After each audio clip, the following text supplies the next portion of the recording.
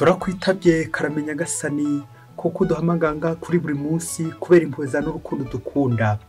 Ngaha utugenze uko ushaka maze tugengwa nawe. Ku izina ry'Imana Data na Mwana na Roho Mutagatifu, amen. Amahoro bana b'Imana, ni muhumure, Imana iradukunda. Tugeze ku itariki ya nyuma y'uyu mwaka 2022, 31 Ukuboza 2022. None kuwa gatandatu ano usoza icyumweru cya mbere cya Noheli, ubwo ejo tuzatangira bonane. Rero mu gusoza uyu mwaka, Imana twandikiye ibaruwa iryoshye cyane yitwa isaha ya nyuma. Reka rero dusome ibaruwa twitonze maze tumenye icyo Nyagasani yatwandikiye kuri uyu munsi nyine nanjye kuvuga wa nyuma, isaha ya nyuma y'uyu mwaka. Isomo rya mbere ya mbere ya Yohani, umutwe wa 2:18 kugeza ku 21. Bana banjye, isaha ya nyuma yageze. Mwigeze kumva bavuga ko nyamurwanya Kristo agiye kuza, none ubu ngubu abarwanya Kristo badutse ari benshi. Tumenyeraho dutyo ko isaha ya nyuma igeze. Abo bantu badukomotsemo ariko ntibari abacu, kuko iyo bajya kwa bacu baba baragumanye natwe. Nyamara byari ngombwa kugaragaza ko bose uko bangana batari abacu. Mwebweho Yezu w'intungane yabasigishije Roho Mutagatifu, bituma mwese mugera ku bumenyi. Nuko rero sinabandikiye ko mutazi ukuri, ahubwo nabandikiye ko mukuzi, kandi ko nta kitwa ikinyoma gikomoka ku kuri. Iryo ni ijambo ry'Imana. Zaburi 96. Ijuru niryishime kandi isi nihimbarwe. Nimuririmbire Uhoraho indirimbo nshya, isi yose niririmbire Uhoraho. Nimuririmbire Uhoraho, musingize izina rye. Ijuru niryishime kandi isi nihimbarwe. Inyanja niyorome n'ibirimo byose, imisozi n'isabagera hamwe n'ibisesuyeho byose. Ibiti byose by'ishyamba n'ibivugiriza impundu icyarimwe mu maso y'Uhoraho, kuko aje gutegeka isi. Ijuru niryishime kandi isi nihimbarwe. Nyagasani Yesu nabane namwe. Amagambo mu Ivanjili ntagatifu yanditswe na Yohani, umutwe wa 1 umurongo wa 1 kugeza kwa 18. Mu ntangiriro jambo yariho, kandi yabanaga n'Imana, kandi ijambo akaba Imana. Ubwe mu ntangiriro yabanaga n'Imana, niwe ibintu byose bikesha kubaho, nta n'ikiremwa na kimwe cyabayeho bitamuturutseho. Yari asanzwe ifitemo ubugingo, kandi ubwo bugingo bukaba urumuri rw'abantu. Nuko urumuri rumurika mu mwijima, ariko umwijima wanga kurwakira. Habayeho rero umuntu woherejwe n'Imana, izina rye rikaba Yohani. Yazanywe no kuba umugabo wo guhamya iby'urwo rumuri, kugira ngo bose amukeshe kwemera. Si we wari urumuri, ahubwo yari umugabo uhamya iby'urwo rumuri. Jambo ni wari urumuri nyakuri, rumurikira umuntu wese uza kuri iyi si. Yari mu isi, kandi isi yabayeho kubwe, ariko isi irarenga ntiyamumenya. Yaje mu bye, ariko abe ntibamwakira. Nyamara bamwakiriye bose yabahaye ububasha bwo guhinduka abana b'Imana, abo n'abemera izina rye. Ntibavutse kubw'amaraso cyangwa se ku bushake bw'umuntu, ahubwo bavutse kubw'Imana. Nuko jambo yigira umuntu, maze abana natwe, kandi twibonera ikuzo rye, ikuzo umwana w'ikinege akomora kuri se, akaba asendereye ubuntu n'ukuri. Yohani yabaye umugabo wo guhamya ibimwerekeyeho, maze arangura ijwi avuga ati, nguyu uwo navuze nti uje nkurikira aranduta, kuko yariho mbere yanjye. Kandi twese twahawe ku busendere bwe, tugirwa ubuntu bugeretse ku bundi. Uko amategeko yatanzwe anyuze kuri Musa, ni nako ubuntu n'ukuri byatugejejweho binyujijwe kuri Yezu Kristo. Ntawigeze abona Imana na rimwe. Umwana w'ikinege uba muri se niwe wayimenyekanishije. Iyo ni Ivanjili ntagatifu. Ba Kristo bavandimwe, Yezu Kristo akuzwe. Ahangaha tugeze ni kuri buri munsi. Ndakwifuriza kubona Imana, warangiza kuyibona ukayereka abandi. Ubone Yezu kandi umwereke abandi.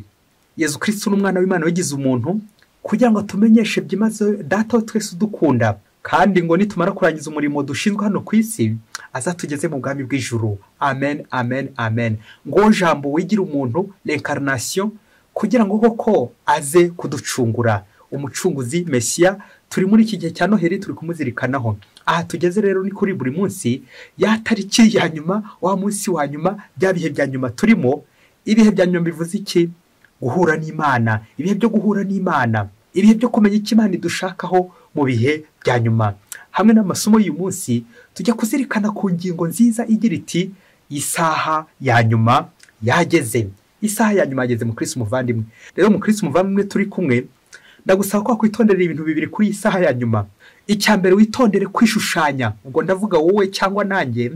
icya kabiri uze kwitondera abayobe, abatekamutwe. Nirinze kuvuga abahakanyi. Abo bantu babiri uze kubitondera, kwishushanya ndetse n'abayobe. Binashatse kuvuga ngo witondeho ubwawe, witondere n'abandi. Akamvugo k'inyarwanda igira iti ibya nyuma bica amazuru. Rero abakristo bavandimwe, twebwe ibya nyuma ntabwo yagombye kuduca amazuru nk'abakristo, ahubwo kuduhumurira neza, bityo tukarangamira Imana, tukagira impumuro ya Yezu Kristo. Bityo tubonye akabona koko turi abakristo, bityo ubonye inyuma yacu n'imbere koko bikagaragara. Turamenye wa mugani uzajya utwuzurizwaho ugira uti akuzuye umutima gasesekara no ku munwa. Rero umukristo muvandimwe, ntukaragaragara inyuma gusa nk'intama inyuma, ariko imbere ari ikirura. Byaba bibabaje.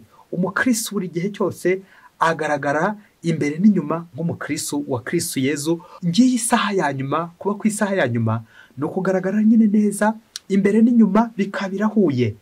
Rero muri isaha ya nyuma tujya kuzirikana ubuyobe. Abantu benshi bagiye bayobe bakihakana Yezu Kristo, bamwe bakagenda ku manywa ari abakristo ariko nijoro hagera bakaba abapagani. Rero ubuyobe ku kwigira umuntu kwa jambo niko tujye kuzirikanaho isaha ya nyuma yageze. Mu kuzirikana ku ngingo y'isaha ya nyuma ko yageze, turaza kuzirikana ibintu bitatu biza ko kudufasha kuba maso no gukomera kuri Kristo umwana w'Imana waje kuducungura. Icya mbere tuza kuzirikana ni inzira eshatu z'ubuyobe muri kiliziya.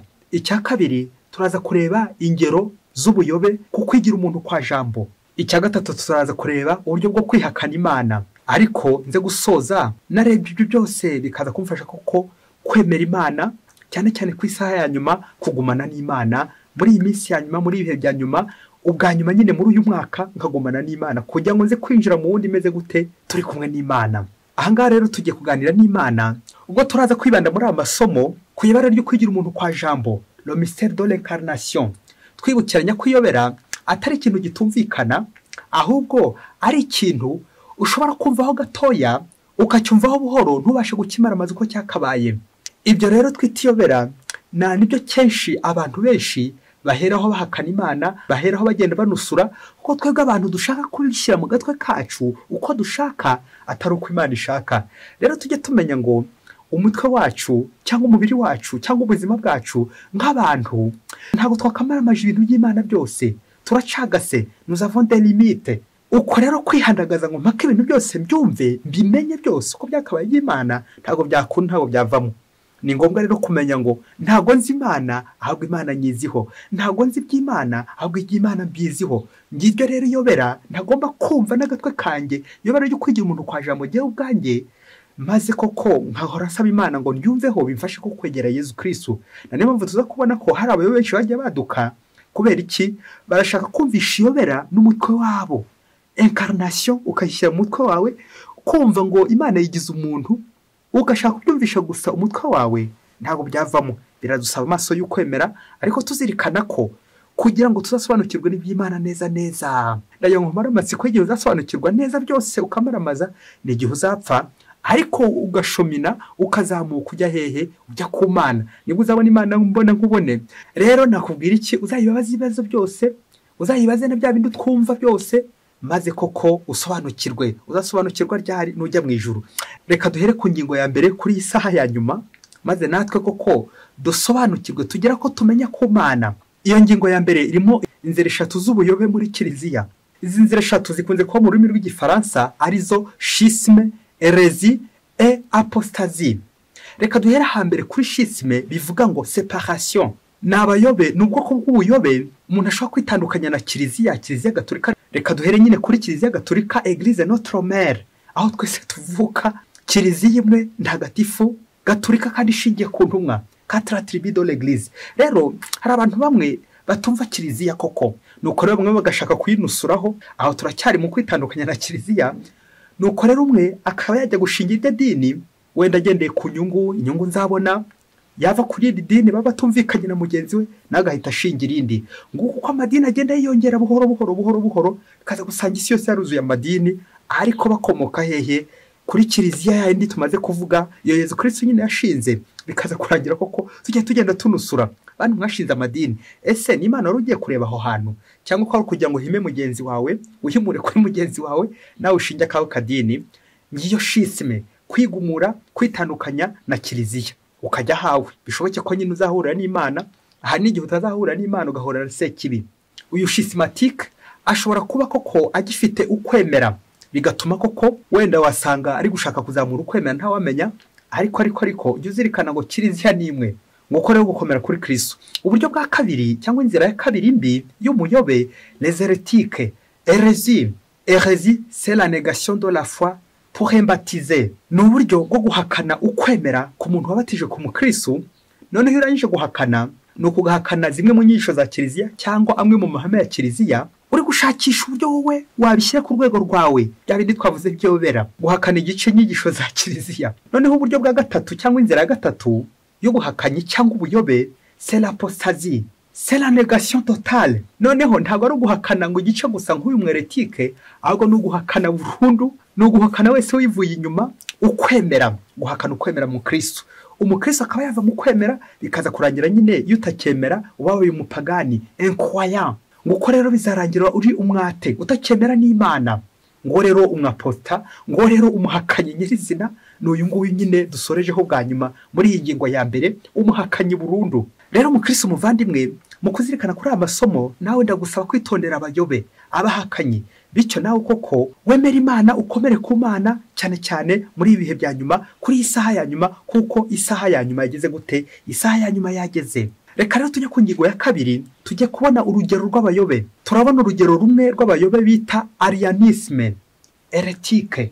Ngo uyu Arius ngo yari umupadiri wa Alexandria, guhera mwaka 180 kugeza mwaka 336. Uyu rero akaba yararwanyije iyo bari ryo kwigira umuntu kwa jambo, ari hakana contre l'incarnation, négation de la divinité de Jésus-Christ. Yakajya ubumana bwa Yesu Kristo, ngo ntabwo Yesu Kristo ahoraho, ngo nta nubwo angana n'Imana data. Rero uyu mweretika Arius wahakanaga ukwigira umuntu kwa jambo cyane cyane Imana yigize umuntu, yaje gusubizwa n'inama nkuru ya Nice muri 325 ndetse n'inama nkuru ya Constantinople muri 381 sur l'incarnation, ukwigira umuntu kwa jambo. No kwinama ihamya kandi ishimangira ko Jésus-Christ est vrai Dieu, est vrai homme, ngo Yesu Kristo ni Imana rwose n'umuntu rwose, nkuko no muri credo tubiririmba yasamwe kuvuga ari umutagatifu abyarwa na Bikira Mariya, ni Imana rwose n'umuntu rwose Yesu Kristo. Gutya rero Arius akaba arasubijwe. Ibisubizo iyi nama nkuru ya Vatikani yatanze na nibyo biduteye cyane cyane kunyarukira muri amasomo y'uyu munsi, tuzirikana nanone ibisubizo birimo harimo abayobe, les antichrists, nk'uko twabizirikanye mu isomo rya mbere, n'abandi tugomba kwitonda ku isaha ya nyuma, les hérétiques, les schismatiques et les apostats. Abo bose abayobe, abo bose abahakanyi bamunyamurwanya Kristo. Yohana akoresha ijambo nyamurwanya Kristo ashaka gutubwira abo bayobe, abantu batemera Yesu Kristo, abantu batemera l'incarnation, abantu batemera kwigira umuntu kwa jambo, bagaheraho bayobya abandi. Abo ngabo no kubitondera abakristo bavandimwe. Ubwo Yohana yagize ati, bana banjye isaha ya nyuma yageze. Mwigeze mwumva avuga ko abanyamurwanya Kristo bagiye kuza, none ubu ngo abarwanya Kristo badutse ari benshi, tumenyeraho dutyo ku isaha ya nyuma yageze. Amen, amen, amen, amen, amen. Nimbona abayobe, nimbona bari kurwanya Kristo, nimbona bari kurwanya Imana, nimbona bari kwihakana Imana, nzamenye ku isaha ya nyuma yageze, maze koko nk'umukristo nkomere kandi nkomeze ubukristo bwanjye, nkomere ku kwemera kwanjye, maze nkomere kuri kiliziya yanjye, nkomere kuri Kristo umwana w'Imana wigize umuntu. Ahangaha rero naniho ubuyobe uri kwaduka cyane. Ahangaha buje busubizwa cyane cyane n'Evanjili ya none bita prologue de Saint Jean, butubwira cyane cyane nk'uko twabyumvise ukwigira umuntu kwa jambo, nuko jambo yigira umuntu maze abana natwe. Amen, amen, amen. Inyandiko ya Yohana mutagatifu iraza ishimangira neza kandi itanga n'igisubizo ku bayobe, abahakana ukwigira umuntu kwa jambo ba Arius twumvise, ndetse n'abandi bose ba antichrist, n'abandi bose bahakana Imana, n'abandi bose bahakana Kristo. Ibyo ngibyo rero nibyo nazogombye kugendera ku isaha ya nyuma, tuzirikana ko abayobe bazutari benshi. Ariko se ngiye ku isaha ya nyuma nshobora nanjye kugumana n'Imana sinihakane Kristo? Cyangwa usanga ku isaha ya nyuma ibibazo biraza, abayobe baraza, abateka mutwe bakaza, banyirundaho rero bikaza kurangira koko mpakanye Imana. Kubera iki? Hari ibyo banzaniye, kubera iki? Hari ibyiza bari kunyereka, kubera iki? Hari ukuntu kose bari kunyobya, bikaza kurangira ubwenge bwanjye babutwaye, umutima wanjye bawutwaye, n'umubiri wanjye barawutwariye, byose baratwaye, ndaho shingiye ukwemera kwanjye kose baragutwaye. Kubera iki? Nta bushishozi mfite. Mukristo muvandimwe, aka kantu ukiteho kandi ugacaho karongo, ubushishozi mu bihe bya nyuma. ibintu byose ntibikajye biza ngo ndagiye ngo ndiyo bwana ndiyo baba. no kwitonda kuko iby'Imana biryo warambiwe yatashye, bityo ngakomera kuri Kristo. Abayobe baza koko nkabasha nanjye kugira muri ngewe ikintu cyose cyanshyigikira, ni ukwishyingikira ijambo ry'Imana, ni ugukomera ku Mana, ni ugukomera kuri Kristo ubutadohoka ku isaha ya nyuma. Ku munota wa nyuma umuntu ashobora gupfa agahakana ukwemera. Kubera iki? Uburwayi buri kumurya, ibibazo afite bimuremereye, n'ibindi byose bimutoteza, bikaza kurangira yihakanye Imana. Tuzajya tubona abantu benshi bihakanye Imana, ngaho mu bapfumu, ngaho kuraguza, ngaho gukuramo inda, ngo ubuyobe bwinshi bwagiye bwaduka. Kubera iki? Ndi kuribwa, ndi kubabara, ububabare, ibibazo bikaza gutuma nihakana Imana ku munota wa nyuma. Nyamara wari uzi ko ibyo bibazo, ibyo bitotezo ari byo ahubwo byagobye kugufatanya n'Imana, ni ukugakomera ku Mana, ukayizirikaho, ukayihambiraho, kugira ngo isaha ya nyuma koko ni isaha Yesu Kristo azaziraho, kandi koko yaje. Tuzirikane ko turi ku isaha ya nyuma y'umwaka 2022 ugiye kurangira, dutangira umwaka 2023. Rero ni ukuzirikana ngewe nakora iki kugira ngo ku mwaka 2023 nzarusheho kwegera Imana, kandi koko ngumane n'Imana. Hari ikiganiro twabateguriye cyatambutse anga kuri Buri Munsi, cyatambutse kuwa gatatu saa 3, uzagicunge, kivuga kugumana n'Imana, ibintu biri ugomba gukora kugira ngo ku mwaka 2023 ugumane n'Imana. Ikiganiro rwose mubyeyi uzagikurikire kugira ngo ku isaha ya nyuma koko ugomeze umebe n'Imana, ugomeze kugumana n'Imana, ube maso hamwe na Yesu Kristo, nta kwihakana Yesu Kristo. Anavyo bijye gutuganisha ku ngingo yacu ya 3, uburyo bwo kwihakana Imana. Bakristo bavandimwe, hari uburyo bubiri bwo kwihakana Imana, mu magambo cyangwa mu bikorwa. Ubu ngubu ntibikeze ko wakumva umuntu ari kuvuga ngo ariko Imana ntibaho, ukagenda ubivuga, ntabwo bikeze kubivuga. Ahubwo abenshi ibigezi wacu ni uguhakana Imana mu bikorwa, dans nos actions. Nguko rero abanyamurwanya Kristo akenshi baba ari abakristo baza guhinduka baki, baza guhinduka nyine abanyamurwanya Kristo. Twumvise n'uwe mu kinyejana cya 3 ba Arius, babandi bahakanaga Imana, bahakana Yesu Kristo ko ari Imana rwose. Abangaba se ntibari abantu bakomeye cyane, bari abapadiri, bari abantu bize. Babandi biga nyine ubwenge bwamara kuba bwinshi, nanjye kuvuga bamaze gusara iby'ubwenge, bagatangira koko bagahinyura Imana, bagatangira koko bagashaka indi mirongo migari batambukamo. Nguko kwiga ukaminuza, ariko umutima namashwi waragiye Imana shwi, ntukiza Imana. Cyabindi bavuga ngo science sans conscience n'est que ruine de l'âme. Ngo mu Kristo muvandimwe, ubwenge bwose wakwiga, ibintu byose wamenya, umenye wose wamenya, niba koko nta mutima nta mugisigaranye, niba nta hantu gifite uhurira n'Imana, shwi zero, ibyo byose ni zero, bizarangira uri umuyobe schismatique, hérétique et apostat, bikarangira koko wihakanye Imana, enate, umupagani mubi cyane mubisi. Rero abihakana Imana burya ntago ari abapagani, ntago ari abantu batazi Imana, ahubwo burya kantu kitone mu Kristo muvandimwe. Burya bihakana Imana n'abantu bazi Imana, n'abantu bigishijwe. Umuntu wize za teologiya, umuntu wize yobokamana, umuntu ufite umenye ku Mana, burya nani uyihakana nyine. Ngo kubera iki? Ngo kubera ko yibwira ko ayizi. Ako kantu ba Kristo bavanywe lo mystère, ngibwira ko mystère nanje kuyiminuza yose kaza kurangira nihakanye Imana. Ngabo bamwe bemera Imana ku manywa, bagakora Imana ku manywa, turi benshi, ariko nijoro tukaba turi gukorera sekibi. Uko no guhakana Imana mu bikorwa. Umunsi umwe hirya kure cyane muri Afrika, iyi nkuru umubyeyi uyikurikire, uva ukuntu abantu bamwe koko dukorera Imana pe ku manywa twese, nta numwe tuvuyemo, ariko turebe biza guhakurikiraho nijoro. Ngo abanyamutekano bari gucunga umutekano nyine ku muhanda nkuko bisanzwe koko, nuko baza kubona umuntu wari mu modoka, reka mvuge ko yari yubashye iyo modoka.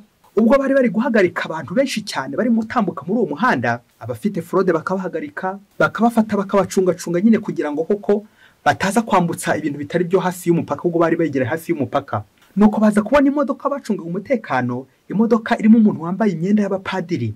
Nuko we mu gihe bari guhagarika abandi, we ntibamuhagarika, bishoboke ko bamwubashye. Nuko baramubwira bati padiri yikomereze, ihuta ujya mu butumwa, hato utaza gukererwa mu butumwa. Nuko uko iyo modoka yagendaga inyura aho ngaho nyine babona uwo muntu yambaye imyenda y'abapadiri, ntibamuhagarika, bakayamubwira ati tambukire wihuta ujya mu butumwa. Iminsi irashira, buri munsi uko yatambukaga, byumvikana nyine ubutumwa yakoraga nyine hafi yo mupaka, ajya hakurya y'umupaka akagaruka. Izo ngendo zose aho yatambukaga nyine bakagenda bamubona, ntihagire icyo bamutwara, ntibamuhagarike. nuko rero ahantu yanyuraga batangira ngo kujya bamutuma ibicuruzwa, abacuruzi bamwe bakamutuma ibiyobyabwenge kubera ko bari bamenye ko we imodoka ye batajya bayihagarika, nuko bakamutuma ibiyobyabwenge byinshi cyane bakabicuruza bikomeye cyane muri iyo karitsiye.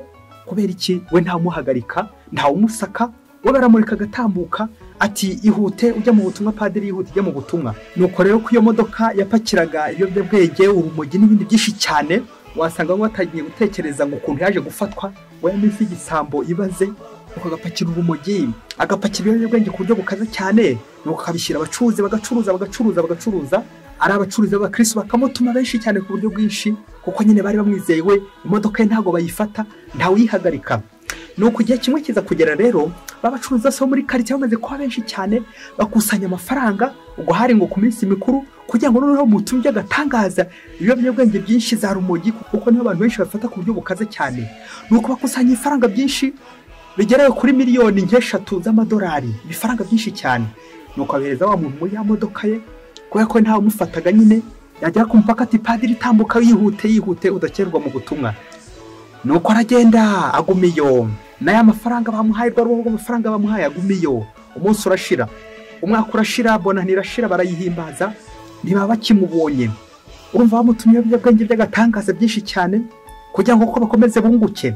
Nuko rero kubera ko batekereza ko ari padiri nyine, baravuga bati buriya ahuye n'ibitotezo, padiri uhura n'ibitotezo, ibibazo nyine muyihirwa mu butumwa bababwiye mu bwumve. Nuko baheraho nyine baratangira baramuhamagara nyine aho yari ari muri icyo gihugu. Nuko baramuhamagara kuri telefone, padiri byagenze bite ko utari gutugeraho? Nuko ngo arabasubiza ati yemwe ninde wababwiye ko ndi padiri? Ngewe ngira ibirango by'abapadiri, imyenda, iyo ngiye mu kazi muri bizinesi ndayambara, bityo ngakora bizinesi zanjye uko nshatse, ko nyine bagira ngo ndi umupadiri. Nuko bigatuma nkora bizinesi zanjye neza, nkunguka nkabona amafaranga menshi. None rero ubu ngubu ndi muri konje, iyo myenda y'abapadiri nzongera kuyambaraho igihe amafaranga afite azaba yashize. Bakristo bavandimwe, uri muri aba bakristo, aba bacuruzi bacu batumye umupadiri, bakamutuma ibiyobyabwenge, bakamutuma ibicuruzwa bikaze cyane bya fraude hanze y'umupaka hirya kure. Wabigenza ute? Uzirikana uburyo watera uruho rwose rw'amafaranga, ya mafaranga yose umaze imyaka n'imyaka ukorera yose ukayaterura ukayamuhereza uti genda ungurire, genda undangurire. Uzirikana uburyo bwose uri kuri bonane, uzirikana uburyo bwose ubuze icyo urya, uzirikana uburyo bwose watoruye amafaranga yose wari ufite urayohereza ngo wa mupadiri wagiye gukuzanira ibicuruzwa bikomeye cyane, none arakubwiye ngo azagaruka amafaranga yarashize. Wabigenza ute? Aho ntiwahita ugwa hasi ari wowe. Aha bya bindi by'uko la vie fait le moine ou bien la vie ne fait pas le moine. Bya bindi by'uko ushobora kubona nambaye imyenda y'abapadiri ariko ntari umupadiri. Kandi by'abantu wasanga ndi padiri ku manywa, nkambara ikanzu ku manywa, uri umubikira ukambara ivara ku manywa, uri umufurere ukambara ikanzu za zindi z'agatangaza zifite inshunda, inyuma ndi padiri, imbere ndi igisambo, ndi umubeshyi, ndi umugizi wa nabi, umwambuzi, umusinzi n'ibindi bibi byinshi cyane bikanyuraho nyine mu ijoro. Padiri, masere frere. Niko umwambaro koko, imyambaro yerana n'inyuma, ariko imbere bikaba ari umukara. Isaha ya nyuma yageze, niyo uzasanga abakristo bamwe inyuma uri umurezi ariko imbere uri umurozi. Kandi byaba rero biradusaba abakristo bavandimwe ubushishozi ku isaha ya nyuma, ubushishozi muri ibi bihe turimo, ibihe byuzuye abatekamutwe, abambuzi, abadutwara amafaranga, abadutwara imibereho, abadutwara ubuzima, abashaka kutwigarurira, abashaka kutwinjiza muri za systeme ntanguhe, abashaka gutuyobya, abayobe benshi. Angana kubitondera uyu munsi kuko isaha ya nyuma yageze. Ntugakango n'umuntu uza kubwira ko ari umuyobozi, ari umutegetsi, ari umupadiri, ari umuntu w'Imana. Ubanza ushishoze kuri uwo muntu koko, ubanza umenye ngo uyu muntu koko nibyo byambwira. Nk'uko abantu benshi kumanywa dukorera Imana, tugakora neza, tukajya mu kiliziya, tugahogomba mu nsengero, tukaririmba, tugasenga Imana, tugakora ibikorwa by'urukundo kumanywa neza, kandi ariko ijoro ryagera ukabagiye mu bikorwa by'umwijima, ukaba uri mu businzi, mu buraya, ibitera soni n'ibindi byose bibi cyane bitesha Imana ikuzo n'icyubahiro. Aho ngaho uri mu buyobe, aho ngaho urabeshya Imana. Witonde kwishushanya mu Kristo muvandimwe, witondera abatekamutwe, witondera ababeshyi banyamurwanya Kristo. Uyu munsi rero kuri isaha ya nyuma mu Kristo muvandimwe, nanjye nakwifuriza ubuzima bwiza, maze uyu mwaka turangije 2022 koko ureba ahantu habaye umutekamutwe, ureba ahantu wishushanyije, maze uhareke, maze koko tujya muri 2023 uyu mwaka uzawubanemo n'Imana, ukore neza icyo Imana ishaka, wumvira Imana, tugendane n'Imana buri munsi, dukorera Imana buri munsi, haba nijoro haba ku manywa ukorera Imana, mu gitondo saa sita na nimugoroba ukorera Imana, nijoro hose uri gukorera Imana. Bityo ujye umenya ko Imana yo no mu ijoro Imana iramurika, no mu ijoro Imana iba ari urumuri. Kristo urumuri rw'amahanga nyine, ngiye ivanjiri ya Yohani uko itubwira ko Kristo ari we rumuri nyine ruboneshereza isi yose. Aho naho Kristo arahagera, aho uri kwiyoberanya, aho uri kwihindura, Kristo arakuruzi. Abo bose uri kubeshya, Kristo arakuruzi. Amafaranga y'abantu ugiye kurya, Kristo arakuruzi. Ubwo butekamutwe, Kristo arakuruzi. Ba Kristo bavandimwe, twegere Kristo, natwe tuba abana b'urumuri, tuba abana b'ukuri, dukoresha ukuri muri ubu buzima. Bityo ukuri kuturange, tubane na Kristo, we nzira, ukuri n'ubugingo. Mwese mbifurije umwaka mushya muhire, kandi Imana ibahe umugisha. Imana Data na Mwana na Roho Mutagatifu. Amen. Padiri Masumbuko na Disinasi wa Diyosezi ya Cyangugu.